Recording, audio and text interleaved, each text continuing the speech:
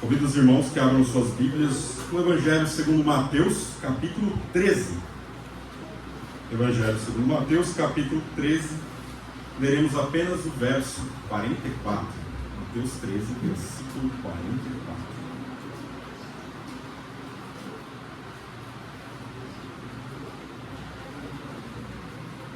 Leamos. O reino dos céus é semelhante a um tesouro escondido no campo, que o homem achou e escondeu. Então, transbordante de alegria, vai, vende tudo que tem e compra aquele campo. Vamos orar mais uma vez. Deus Santo, nós louvamos o Teu nome, porque a Tua palavra foi lida. E nós pedimos a Ti, Deus, que o Senhor fale aos nossos corações nesse momento de exposição. Porque a Tua palavra, Deus, ela é poderosa, suficientemente poderosa, Deus. Então, peço luz desse Teu servo, Senhor, para a interpretação correta. Sabemos, Deus, que se a palavra é interpretada corretamente, é o Senhor falando à igreja. Fale a este Teu povo, Senhor. Abra corações aqui nesta manhã. É o que nós te pedimos, em nome de Jesus. Amém. Meus irmãos, quando nós falamos dessa parábola, nós estamos falando de algo de grande valor, de grande tesouro. E eu queria ilustrar, antes do propriamente dito do sermão, duas histórias. A primeira delas eu gostaria de falar de um artista de rock dos anos 90, anos 2000, que fazia muito sucesso. Provavelmente muito conhecido por conta da transformação que ocorreu na vida desse artista. Ele era vocalista e compositor de uma das principais bandas do rock nacional. Ele escrevia as suas letras baseado no seu estilo de vida, e o seu estilo de vida era um tanto quanto rebelde. Até que um momento, esse homem encontra o Evangelho. Tudo aquilo que ele se dedicava não passou mais a fazer sentido. Então, a vida dele muda completamente. Esse homem que eu estou falando é Rodolfo Abrantes. Recentemente, Rodolfo Abrantes, em uma entrevista no The Noite, do SBT, ele foi questionado por que você não canta mais aquelas músicas do Raimundos. E ele dizia com muita convicção: aquilo não faz mais sentido para a minha vida. Eu cantava a minha realidade, e hoje a minha realidade é outra. A minha realidade é o Evangelho. Ele encontrou o grande tesouro. Então nada do que havia no seu passado fazia mais sentido. E uma segunda história, já na Bíblia. Ela nos fala de um certo homem chamado Simeão. A Bíblia diz que ele era um homem muito justo e piedoso. Ele desejava muito ver diante de seus olhos uma promessa que ele recebeu do próprio Deus. Essa promessa que ele tanto aguardava também valia muito mais do que a sua própria vida. Excedia tudo aquilo que ele já havia vivido. Era muito maior do que tudo aquilo. E nós podemos imaginar que ele já era um homem idoso, certa idade, ele costumeiramente ia até o templo de Jerusalém. E um dia, de repente, Simeão avista um casal se chegando no templo, José e Maria, segurando em seus braços um bebê de 8 dias. Então as palavras de Simeão, após segurar aquele bebê no colo, foram as seguintes: agora, Senhor, pode despedir em paz o teu servo, segundo a tua palavra, porque os meus olhos já viram a salvação. Simeão louvava a Deus como que dizendo: finalmente eu vi o maior dos tesouros ao mundo, a salvação prometida repousa em meus braços. Quando Jesus nos apresenta essa parábola do reino dos céus, comparando com o tesouro escondido, ele se dirige exclusivamente ao seu grupo de discípulos, como querendo revelar algo espiritual. Ele enfatiza que o reino dos céus é algo que supera o valor de tudo aquilo que temos ou poderíamos ter. E tendo isso em mente, eu gostaria de refletir aqui nessa manhã com os irmãos em duas perguntas que a parábola mesmo nos leva a fazer. Não tem necessariamente uma pergunta na parábola, mas quando nós lemos, nós podemos pensar em duas perguntas. Dentro do seguinte tema, também de acordo com aquilo que as crianças cantaram, o maior dos tesouros. E a primeira pergunta que a parábola nos leva a fazer é a primeira parte do versículo 44, onde diz o seguinte: o reino dos céus é semelhante a um tesouro escondido no campo que um homem achou e escondeu. E a pergunta que fazemos nesse momento é a seguinte: o que é esse tesouro? É comum encontrarmos na cultura cinematográfica personagens que vivem em busca de grandes tesouros. Seja filmes de piratas, como Piratas do Caribe, que sempre vão atrás de algum tesouro enterrado ou alguma coisa diferente. Ou Indiana Jones, um filme mais clássico. E todos têm algo em comum, que é encontrar algo no qual vale a pena viver. Afinal, aquele que procura um tesouro, procura um sentido para a sua vida. E quando o encontra, ele sabe que valeu a pena. Toda aquela procura, todo aquele esforço valeu a pena. Nos filmes do Indiana Jones, por exemplo, nós acompanhamos as aventuras de um professor arqueólogo que se dedica em ir atrás das suas relíquias.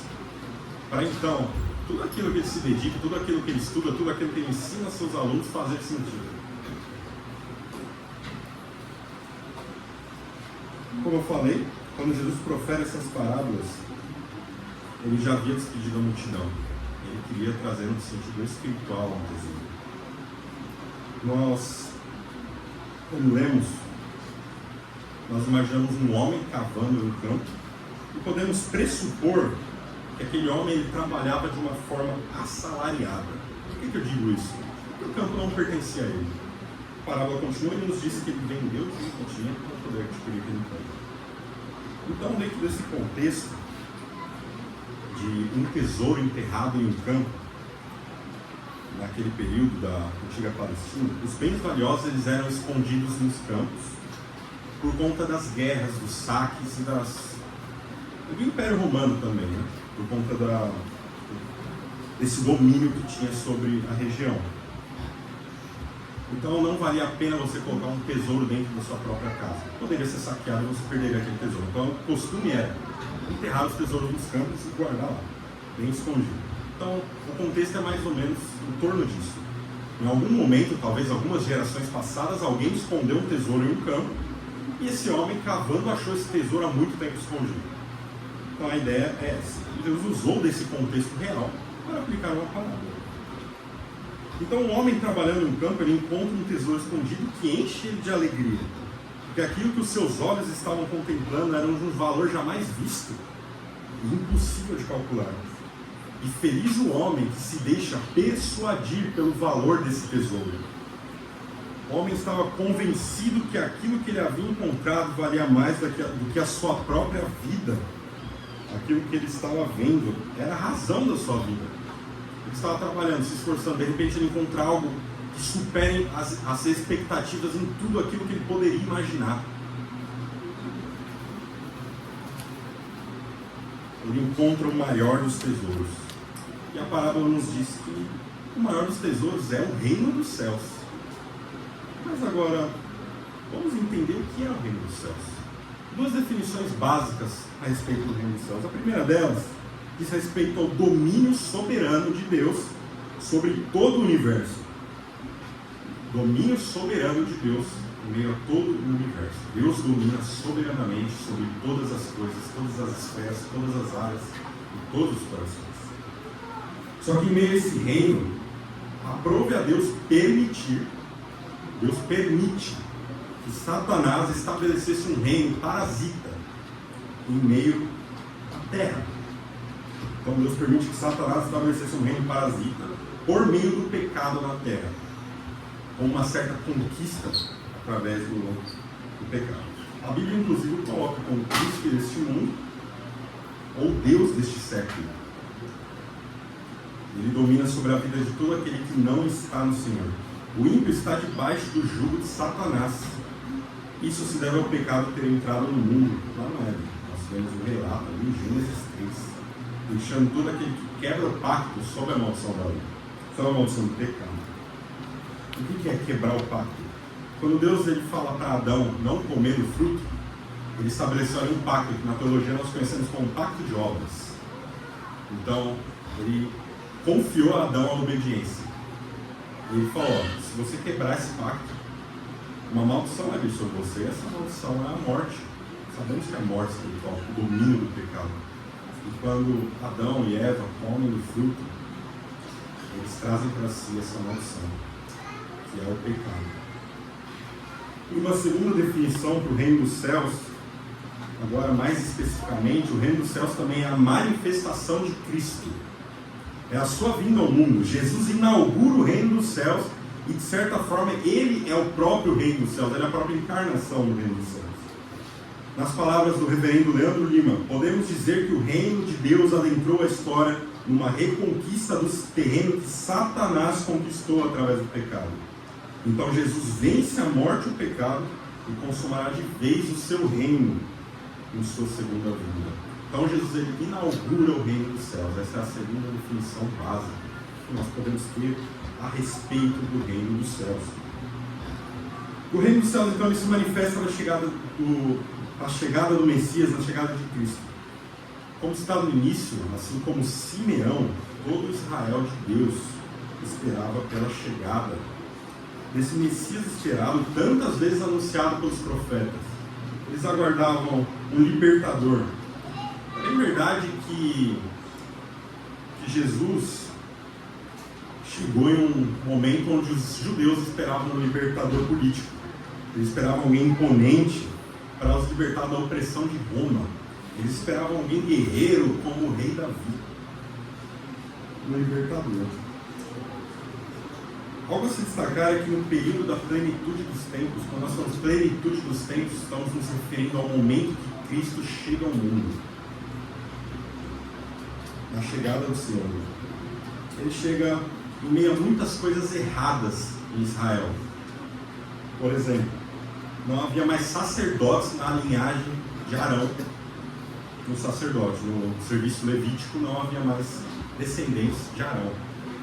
Isso é algo que o próprio Deus definiu e ordenou. Isso estava sendo desobedecido. E também sobre o rei que estava sobre o trono de Judá. Era Herodes. Herodes era um homem sanguinário, um homem que tinha muito medo de perder o poder. E não era um judeu. Então ele não era bem visto pelo povo de Israel. Então o sacerdócio estava errado, o trono estava errado, não era alguém da descendência de Davi. Todas as coisas estavam erradas ali. Então Jesus chega em um período complicado. Então, é se imaginar a mente dos judeus. Queremos um libertador político, queremos alguém que venha e tire Roma do nosso território e se assente eternamente no trono. Então esse era o cenário que o povo de Israel, o povo judeu esperava. Ele chega em um período caótico. O tão esperado Messias chegou. Mas que rei é esse que nasce em uma manjedoura, em uma estrebaria? É esse o rei do universo? É esse o rei dos céus? É esse o prometido libertador? A resposta é sim. É sim. Jesus vem sem majestade alguma, despido de glória e em forma de servo, anunciando: arrependei-vos, pois é chegado o reino dos céus. Arrependei-vos e crede no Evangelho. O reino dos céus, quando se manifesta, tem uma principal característica. E a principal característica do reino dos céus, quando se manifesta, é a salvação. E aquele que encontra esse tesouro, encontra o Evangelho. Aquele que encontra o reino dos céus, encontra o Evangelho. Aquele que encontra o Senhor Jesus, encontra o Evangelho. Aquele que encontra o Evangelho, encontra a salvação. Quando temos um encontro com o Senhor, nos deparamos com a nossa situação de emergente salvação. Quando nós olhamos para nós mesmos, nós vemos pecado e mais pecado e não vemos esperança. Mas quando nós olhamos para o Senhor, pagou esse preço, nós podemos ter a esperança de salvação. Ele nos permite ver essa lama que está sobre nós. Agora imagine a situação do homem da parábola. Ele encontra algo que talvez nem estivesse procurando. Mas ao encontrar, percebe que aquilo que achou faz com que toda a sua vida passe a ter sentido. Esse grande tesouro é algo que não dá para viver sem, que nada do que existe pode ser comparado a ele. E esse grande tesouro, ele nos abençoa. Quando nós encontramos esse grande tesouro. Pense a respeito daquilo que o Evangelho fez em suas vidas. O que o Evangelho fez em suas vidas?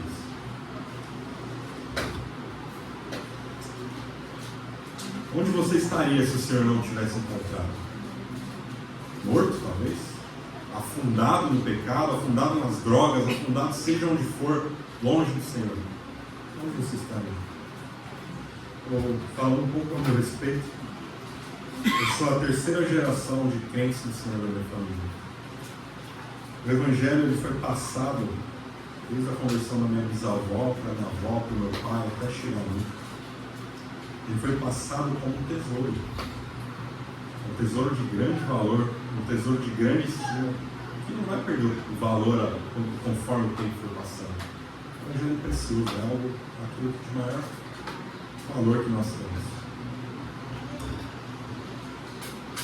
Certamente, isso conversando com meu pai, conversando com a minha mãe, eu sempre falo para eles, a maior herança que vocês poderiam me dar, vocês me deram, que é ensinar o Evangelho. Inclusive pais aqui presentes, dê isso aos seus filhos. O Evangelho maior é tudo que vocês podem dar a eles. Ah, uma faculdade, ok, são coisas boas. Ah, vou dar um carro. Ok. O maior tesouro que você pode dar ao seu filho é o Evangelho. Saber que seu filho não está perdido, saber que seu neto não está perdido, saber que seu sobrinho não está perdido, é o maior dos tesouros.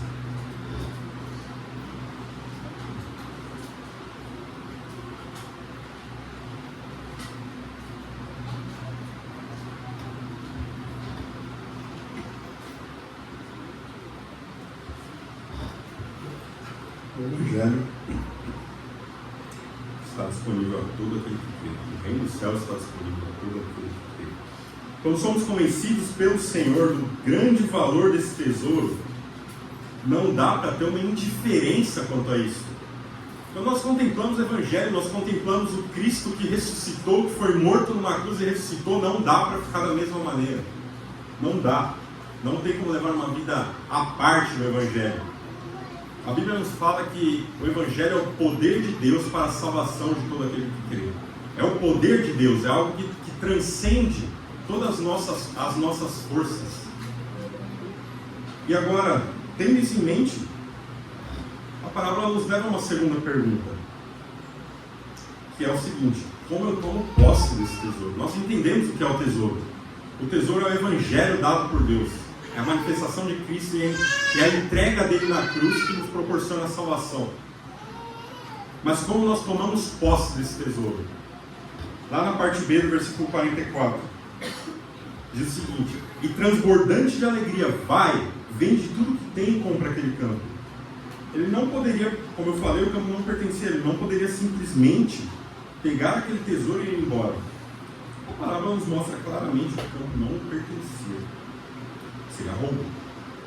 Ele então, de uma forma muito ética, ele vende tudo aquilo que ele possui para adquirir aquele campo onde está o tesouro. E essa atitude nos leva a pensar nas medidas que devemos tomar em relação ao Evangelho. Aquele que verdadeiramente encontra o maior dos tesouros não hesita em deixar todas as coisas. Nós podemos nos vangloriar em nós mesmos, achando que o que temos ou o que somos possui algum valor em si. Podemos achar que o esforço do nosso braço, as nossas conquistas, fazem de nós o que somos, sendo que na realidade não somos nada. Mas é verdade, não somos nada. Isso é bom. Isso é bom porque isso nos coloca na dependência de um Senhor que é tudo.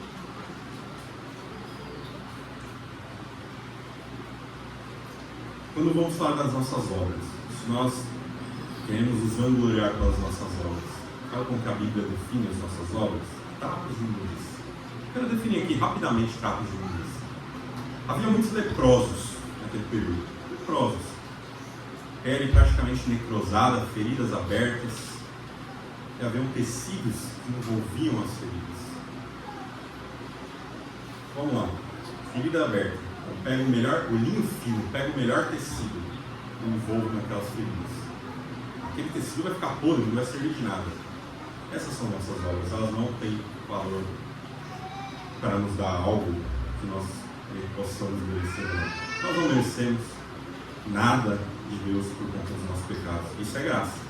Deus nos atende, Deus nos oferece um grande tesouro por meio de graça.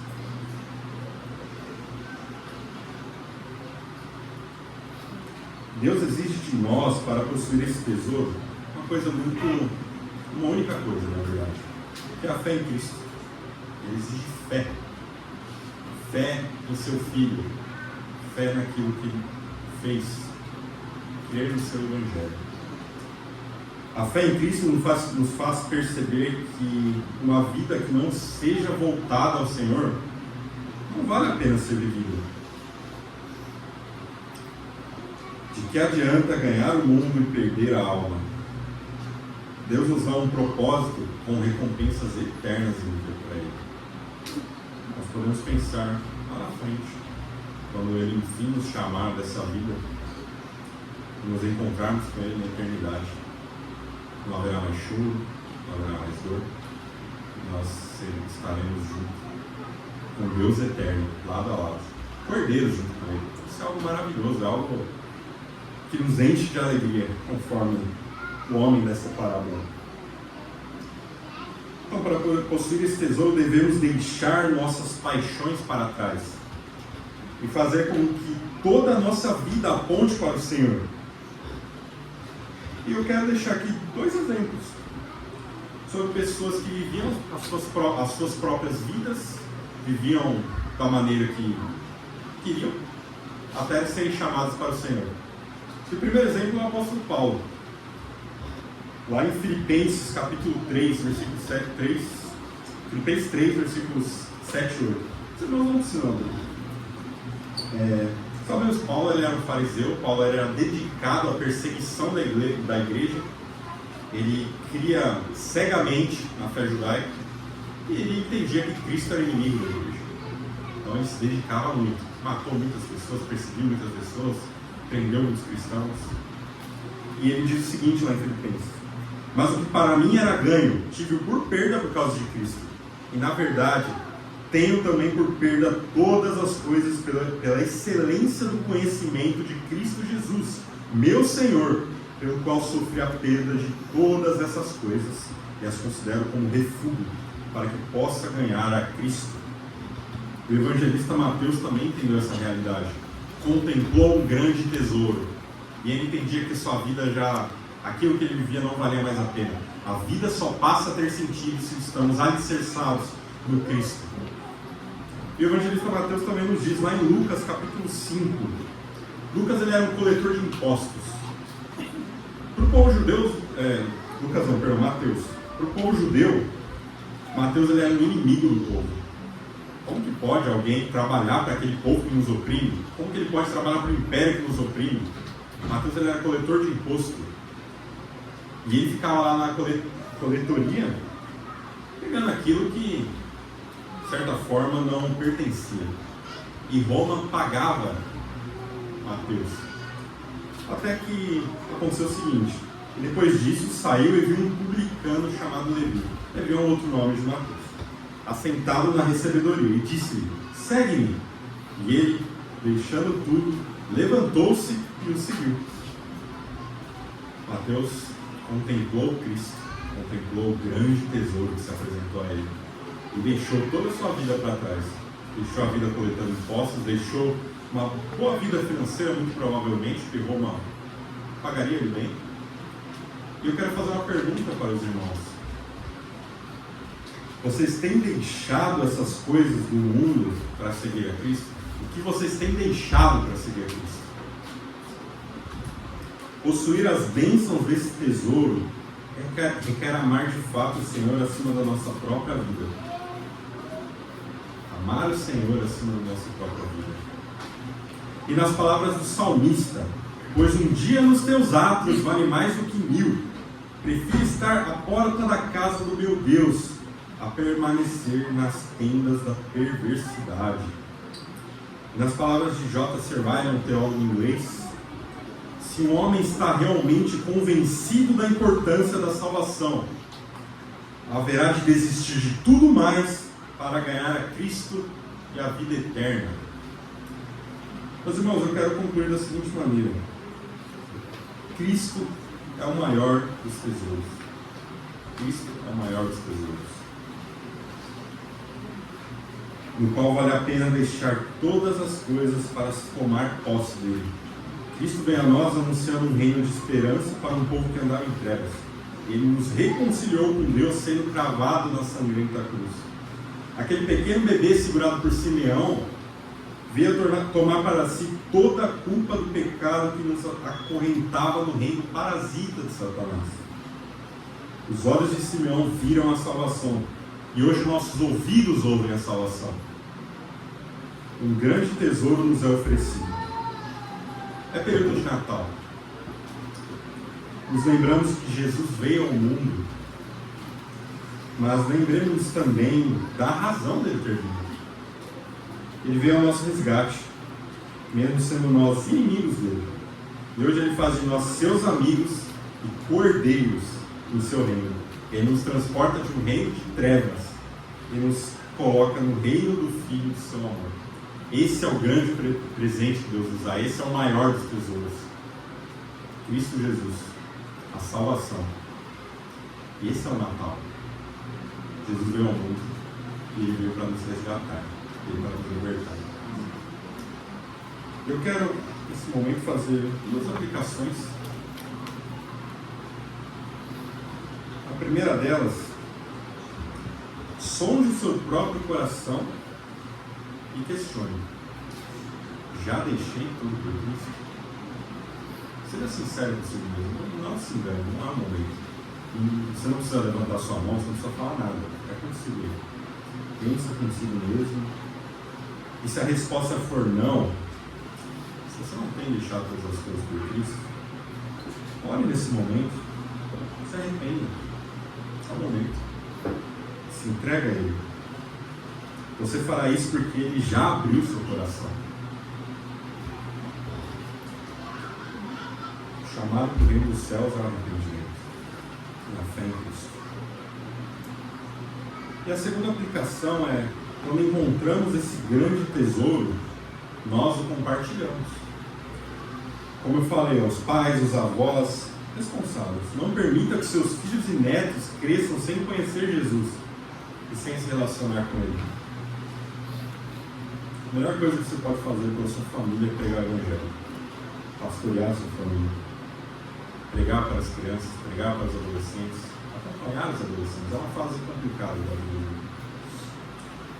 da nossa vida, a adolescência. É um momento de pastorear, um momento de estar junto e orientar. Um momento de decisões. Então, uma ponte para Cristo. Conte a eles esse grande tesouro. Conte aos demais que não têm filhos. Conte ao mundo sobre Cristo. O Natal é a lembrança do grande dia que o Senhor nos trouxe esperança. E, como diz o Salmo 145, uma geração louvará as tuas obras a outra e declararão os teus poderosos feitos.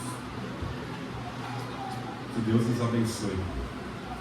Vamos orar mais uma vez. Muito obrigado por nos acompanhar até o final deste vídeo. Para receber mais reflexões e ficar por dentro dos próximos conteúdos, te convidamos a seguir as nossas redes sociais que estão na descrição. Alguns vídeos aparecerão na tela caso queira continuar nos assistindo. Abraço e até a próxima.